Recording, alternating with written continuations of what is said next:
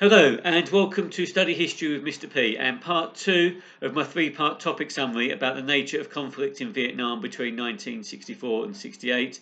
Part 2 focuses on the Vietcong guerrilla tactics during the war.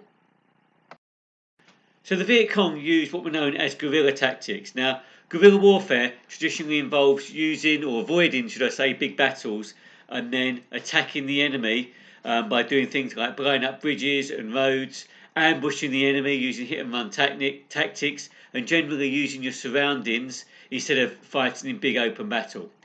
This made the Vietcong a shadowy enemy. Anyone could be a Vietcong member, and the US and ARVN troops therefore made little distinction between those people who helped the Vietcong and those who were committed Vietcong members. So a number of elements made up the Vietcong guerrilla tactics, including getting the support of local people. They did this by using propaganda and even going into villages and giving talks, and some Vietcong members even lived amongst the villagers. They also killed unpopular government officials in the villages and cities, and the Vietcong dressed just like ordinary people. Therefore, they could move about secretly on foot or on bikes and be involved in battle 1 minute, withdraw from battle and go back and hide in a village or in their surroundings. And this was why it was so difficult for the US and ARVN to distinguish between Vietcong members and non-Vietcong members.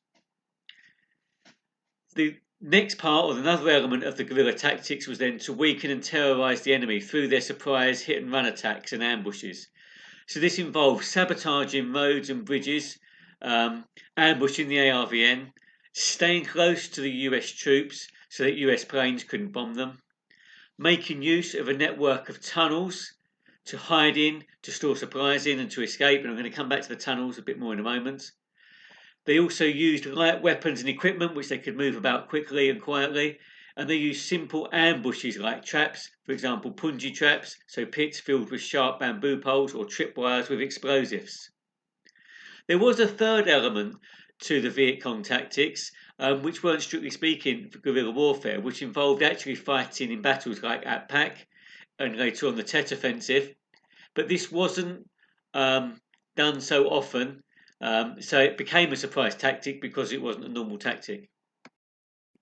So I mentioned the Vietcong tunnels as well. The Vietcong used a complex system of tunnels that contained hospitals, weapon stores, fuel storage areas and living spaces. Equally, because Vietnamese people tended to be smaller than Americans, they could make tunnels that were nigh on impossible for Americans to fit into. Then therefore the Vietcong could easily slip into these tunnels and get away. US troops sometimes used tunnel rats to try and seek out Vietcong fighters, but they weren't particularly successful, and they only relied upon maybe finding the tunnels and causing them to collapse, or bulldozing over tunnel entrances. Either way, this variety of tactics that made up the guerrilla tactics is what helped make the Vietcong successful. Numerically, they were far smaller than the US and ARVN troops, so they had to use their surroundings and the guerrilla tactics to their advantage.